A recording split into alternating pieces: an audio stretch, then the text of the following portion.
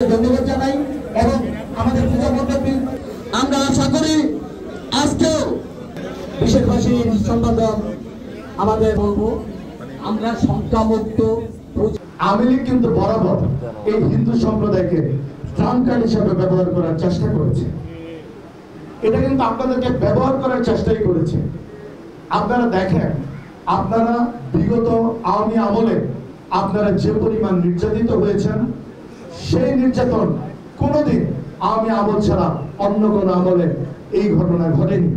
ভাইয়েরা, আমরা আপনাদের প্রতি অলওয়েজ সহযোগী হিসাবে পাশে থাকবো। আমরা ভাই ভাই।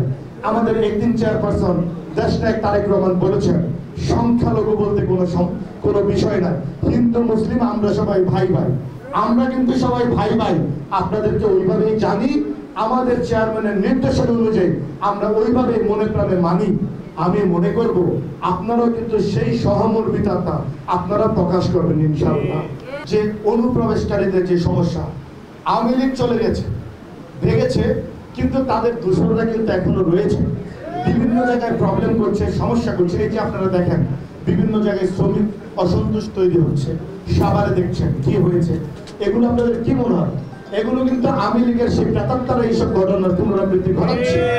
তারা দেশে অরাজকতা সৃষ্টির জন্য এই ধরনের নৈরাজ্য টেকনিক্যালি চালিয়ে যাচ্ছে। আবার সেই স্বৈরাচারী শেখ হাসিনার দোষর। আওয়ামী লীগ সরকার চলে গেছে, কিন্তু তারা বিভিন্ন ভাবে বিভিন্ন ঝামেলা করার অপচেষ্টায় অলওয়েজ ব্যস্ত আছে। তো আপনাদের হিন্দু ভাইদের প্রতি আমি বলতে চাই, আপনারা কাইন্ডলি আপনারা নিজেরা সজাগ থাকবেন, যেন আপনাদের কাউকে আবার ব্যবহার করে তারা কোনো প্রকার অরাজক পরিবেশ তৈরি করতে না পারে, সেই দিকে আপনারা লক্ষ্য রাখবেন। আমরা কথা দিচ্ছি, আমাদের দেশনায়ক তারেক রহমান বলেছেন, আমরা হিন্দু কমিউনিটির পাশে থেকে আমরা স্বেচ্ছাসেবকের মতো পাহারা দিব। আপনাদের সার্বিকভাবে নিরাপত্তা রক্ষার্থে আমরা কাজ করছি। আমরা 5 তারিখে আগে যে আন্দোলন সংগঠিত হয়েছে বাংলাদেশে, যে বৈষম্য বিরোধী আন্দোলন, এই আন্দোলনে অন্তত 5 জন হিন্দু সম্প্রদায়ের মানুষ প্রাণ দিয়েছে। কাজেই তাদের অবদানকে অস্বীকার করার কোনো সুযোগ নাই। আমরা একটি আদর্শিক সংগঠন। দেখেন, বাংলাদেশ জাতীয়তাবাদী দল একটি আদর্শিক সংগঠন। আমাদের একটা ফিলোসফি আছে, জিয়াউর রহমান বাংলাদেশি জাতীয়তাবাদকে তুলে ধরেছেন বিশ্বের দরবারে। আমরা একটা জাতি, আমি মুসলমান, আপনি হিন্দু, আমরা ভাই ভাই। এটা কি মুখে বললেই হয়ে গেল আমরা ভাই ভাই? এটা তো মুখে বললেই হলো না আমরা ভাই ভাই। আমাদের একটা কমন গ্রাউন্ড সৃষ্টি করতে হবে, যে কমন গ্রাউন্ডে আমরা সবাই একসাথে হতে পারবো। প্রেসিডেন্ট জিয়াউর রহমান, শহীদ প্রেসিডেন্ট জিয়াউর রহমান আজকে থেকে 50 বছর আগে সেটা অনুধাবন করেছেন, যার কারণে উনি বাংলাদেশি জাতীয়তাবাদকে তুলে ধরেছেন যে আমাদের এই যে মানচিত্র, এই মানচিত্রের ভিতরে আমরা যারা বসবাস করি, কেউ মুসলমান, কেউ হিন্দু, কেউ খ্রিস্টান, কেউ বৌদ্ধ, কেউ বাঙালি, কেউ আদিবাসী, আমরা সবাই মিলে এক জাতি বাংলাদেশী।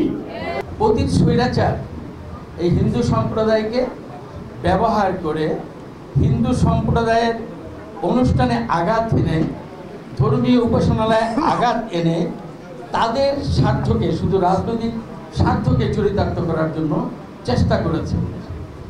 আর দোষটা চাপানোর চেষ্টা করেছে যারা তাদের প্রতিপক্ষে আমরা বিরোধিতা ছিলাম আমাদের উপর। আজকে আপনারা নির্দ্বিধা নিঃসংকোচে পূজা উদযাপন করবেন, কিন্তু আমরা কিন্তু ভীত, আমরা ভয়ভীত।